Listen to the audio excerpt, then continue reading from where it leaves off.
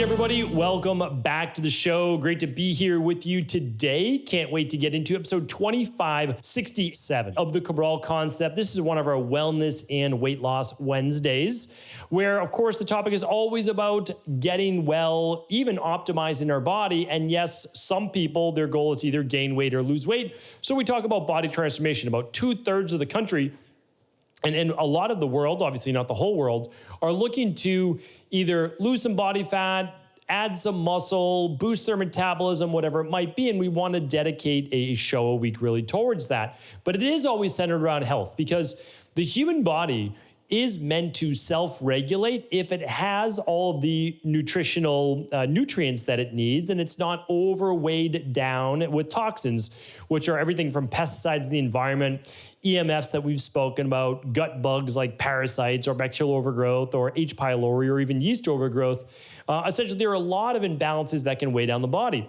So it's not just about calories in, calories out. We definitely don't talk about that on this show. We like to go much deeper, meaning like, you know, overall health is, and maintaining a proper weight is about metabolism. Because again, I've been in practice for quite a bit of time, and so have my colleagues, and I just know people that can eat 3,600 calories a day, and they might be, let's say, 5'10". And I know people that are 5'10" and they can only eat 2,000 calories a day. All right, well, there's a huge difference, like almost double the amount of calories one individual can eat versus another. And the person who's 5'10" and can eat 3,600 doesn't necessarily exercise more or move more than the other individual. So what's it all about? And again, it goes back to hormones and protein synthesis and metabolism. Like it goes deep. And so what we like to do is share with different aspects of that. But some of it really does come down to food. And the foods that we do eat can create massive inflammation in the body. And over time, not overnight, not just one soda like we're going to talk about here today, but over time, they can absolutely dysregulate the body, and they can dysregulate anyone's metabolism over time. So what I want to share with you here today is 6 main reasons of how soda can hurt the body, can destroy the metabolism, lead to inflammation and dis-ease. And there are many more reasons that I could give you, but the thing is too, I'm not looking to scare you to say, oh, you know, I can never have another soda again, whatever it might be. What I just want to share with you is that it's not a health food.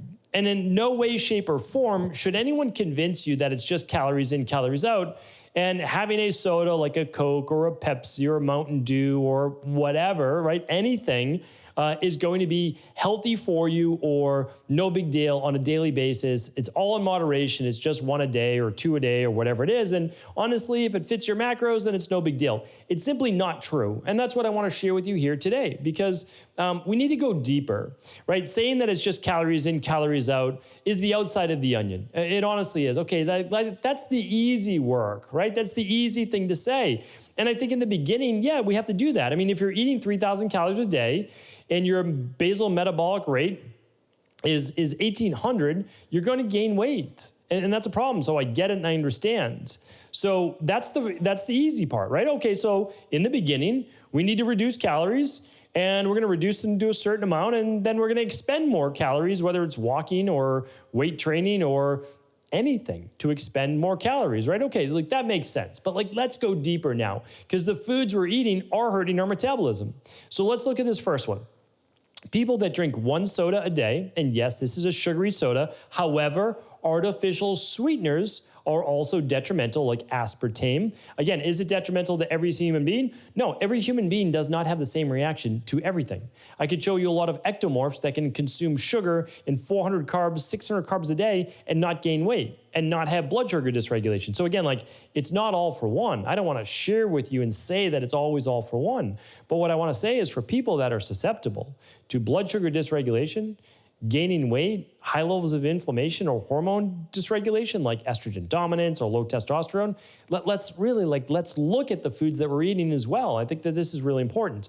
So drinking a soda a day increases your chances for getting diabetes, so your risk for diabetes, by over 2/3.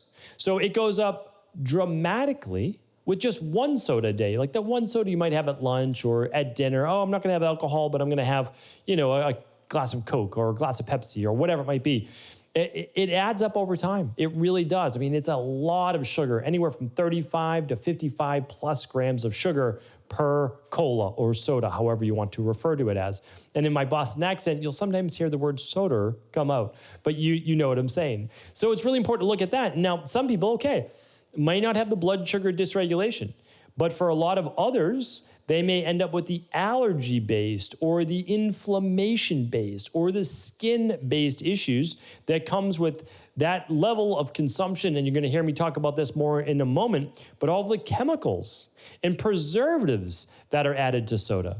So what are some of those? Well, believe it or not, they use a flame retardant in many of these particular cans and chemical makeups. There's also oftentimes vegetable oil, believe it or not, in some of these called flame retardant brominated vegetable oils, BVOs. And why do they show up? Well, they show up because what we're using is the absolute cheapest materials in order to be able to make these cans, as well as the ingredients and preservatives in there. So yeah, sometimes you might see things like high fructose corn syrup, really cheap to produce, right? Because corn is often subsidized by the government, even though it's losing money as a crop, which makes no sense. They pay farmers to grow a crop that loses money, and the only way the farmers don't go out of business is by literally getting subsidized by the government. I believe the old school documentary is called King Corn. I'm not sure if that's it. I don't look things up while I'm doing podcasts, but I need to make sure that I'm giving you the correct information there. And it was in 2007, a documentary called King Corn. Really disturbing, and honestly, hasn't gotten any better. So if you ever want to see a documentary on how corn is literally in everything now, it might be worth checking out. But the truth is this, is that when you're adding these types of flame retardants, which are put on everything from toddlers and babies' mattresses, adult mattresses too, but children are just more sensitive to it, to even things like soda, it's quite disturbing. So what can it lead to? Well, we'll talk about this multiple times today. Nervous system issues, just like artificial sweeteners, can lead to nervous system-based issues with an increase in what's called glutamate.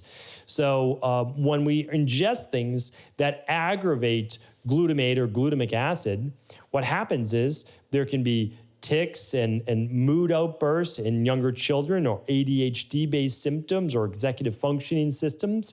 And in adults, it may be things like brain fog or low mood or anxiety, or it might even be migraines or allergy-based symptoms. So it's really important that we look at this particular issue and the chemicals beyond just the sugar, because they'd be like, oh, no big deal. I can consume the sugar. It doesn't raise my blood sugar that much. My fasting glucose is fine. And honestly, I'm not gaining weight. I get it. I understand that is the case for some people, but what about the longer term damage from ingesting these types of toxins, into the body? Really important, and again, if you don't believe in toxins, you don't believe that you harbor any inside of your body, really simple test you can take. It's a urine test. It's called the environmental toxin test. You can find it at StephenCabral.com/labs or StephenCabral.com/shop. It's not our lab, but you do need a doctor to sign off on that lab. So again, you can get it with your local naturopathic doctor or with an integrative health practitioner level 2. But again, it's just kind of like, we'll put it to the test. If you believe that you are completely toxin-free and you're not exposed to any of the 100,000 man-made chemicals in the environment, then okay, I always just say, there's no need to argue.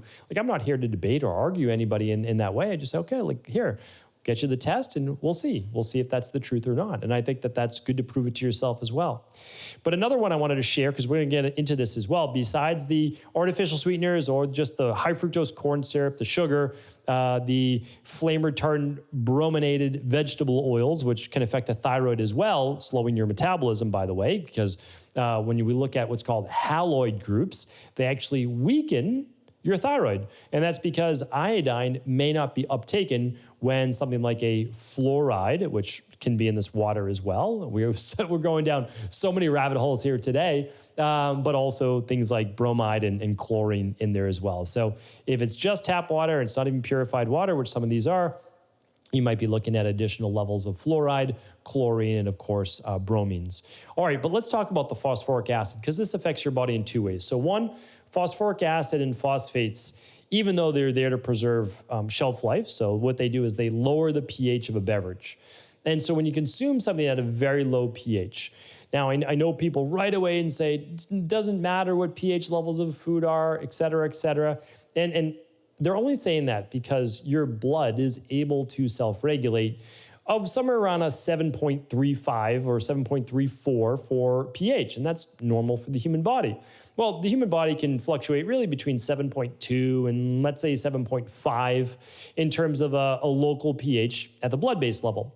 But it's different in terms of how it affects stomach mucosa or how it affects the tissues of the body as well, and the number of mineral reserves that are needed, as well as the kidney strength to be able to self-regulate that pH. Meaning that for the people who say, oh, it doesn't matter because your blood regulates itself in terms of pH, the next question that you want to ask if you say that is just say, well, how does the body regulate its pH, right? Like, so which stands for potential hydrogen. It just means like the level of pH in your body, right? So it should be somewhere around a little above a 7. So you don't want it too high or too low because you won't be alive anymore, right? So we want to just say, well, how does that happen? Okay, well, it's going to what? Potentially pull calcium from the bones, leach calcium from the bones or muscle tissues, or make the kidneys work harder to create certain types of bicarbonates, right? So like we have to understand is like there are levels to this, and drinking something very low pH-wise can often cause a greater demineralization of the body. But even beyond that, there's a greater oxidative-based process when we're consuming something like phosphoric acid or phosphates. And what happens is we just get more free radical damage in the body. And now the body needs to use more antioxidants, which stresses the liver to produce more glutathione. And of course, if you're not getting enough antioxidants from your food, brightly colored fruits and vegetables, then you're going to be aging at a faster rate, causing more wrinkles, causing more drying out of the skin potentially, hair loss, etc. So I think it's important, like we said, to look at that. All right, the same with phosphoric acid. I said that there was another point. When you consume something that's very low pH, it can even be natural substances as well. But if that low pH, and it's worse though if it's not mineralized, like, so I understand lemon juice, low pH, but it's loaded with minerals. So it's a little bit different. So again, I'll just stay with me for 1 second. I'm not saying that you should squeeze lemon juice all over your teeth, but when phosphoric acid hits your teeth and your mouth, it's very low in pH, probably somewhere around a 3. So when we're looking at a 3 or 4 pH-wise, there's a very high likelihood that it is going to wear away some of the enamel on the teeth, or additionally cause more anaerobic bacterial growth in the mouth, which then harbors more bacteria, which then begins to break down the teeth and the enamel on the teeth. So really important to look at this because it can lead to permanent erosion of the enamel, which then could lead to more cavities or potentially root canal based issues. All right, so real important that we look at that as well. All right, so I want to go over how it's not just about fatty foods that can dysregulate cholesterol or dysregulate triglycerides on your lipid panel. It is a well-proven fact that high levels of fructose, namely from soda or sweetened beverages, increases triglyceride levels and can increase LDL cholesterol as well, which is more of the oxidized-based form. I'm not going to do a lecture on cholesterol here today, but it is remarkable when we work with someone in practice and we clean up the nutrition and the beverages that they're consuming are just smoothies, herbal tea, water, and then maybe they choose to have a coffee or caffeinated tea per day. And triglyceride levels and lipid panels begin to normalize very, very quickly if it was diet-induced. Sometimes it's not diet-induced. So I share that with you because if you elevate triglycerides, it's just as dangerous, even over cholesterol, as to potentially hardening of the arteries, inflammation in the arteries, and sudden cardiac death. So you might say, well, it's just one soda. I get it and I understand. I'm not saying even 1 day or 1 month. I'm talking about over the course of months and years, right? That's when it really matters. It's not what we do every once in a while. It's what we do most of the days of our life that makes up our life. And that also makes up what? We talk about it on Mondays, the mindset, but it also makes up our overall health. So really important. No one workout is going to make or break you. Missing a workout once a week, twice a week. Start to do that over the course of months makes a difference, right? But also adding 1 a week, 2 a week workouts over the course of months, not a big deal the first week, but makes a difference, right? Over the course of months and years. So we just want to take a look at that. The last one I wanted to share with you is this, is that we know that a lot of beverages, this includes energy drinks, etc., even like vitamin waters, although they've cleaned up a lot of their act. I'm not talking about the specific brand vitamin water, but like the supposed supplement-based waters. A lot of them have artificial dyes in them to give them that bright color that makes them look appealing, right? So people are getting smart to that, which is good. They're asking these manufacturers, listen, I'm not going to drink this if it has red dyes, Allura, or tartrazine, or any of these like yellow dyes in them. They want that either the red can come from beets, or the bluish color can come from spirulina, right? Or the yellow can come from turmeric. So people are asking for more natural, which is good. But read those labels. Make sure that none of those food dyes are on there. But also we have to be careful of a lot of the fake sweeteners. So yes, I don't think consuming a lot of straight sugar is a good idea. There's no doubt about that. I don't even believe consuming fruit juice is a good idea. I think that you can eat fruit. I don't believe that you can just straight drink fruit juice, because I don't think that out in the wild, people are going to be eating 4 apples at one sitting. Therefore, they're probably not going to sit down to a 12-ounce glass of apple juice, right? Not good necessarily for kids, definitely not good for adults. But also, I want to be careful that we're not consuming a lot of the fake sweeteners. And I have a podcast on which sweeteners are fine, 0 calorie, and which sweeteners are not good. And it all goes by, of course, the science. So I'll link that up today at stephencabral.com/2567. So we'll link that up for you. Really important that we look into this. But the last thing is this, that a lot of these fake sweeteners over time can affect the nervous system and they can affect the brain. So I'm worried that all of this oxidative stress, all of these chemicals, all of these toxins like the bromines that we spoke about, as well as the fake sweeteners, could potentially be leading to more dementia, more Alzheimer's, and more neurological issues in both children and adults. So what I want to do today is just to say, it's not that you can never enjoy yourself in life and have your favorite beverage or whatever it is. I'm not saying that. What I'm saying is, look at the things that you do every day. Try to make sure that you're doing something healthy every day at lunch, right? At dinner, and at breakfast as well, if you are choosing to consume that.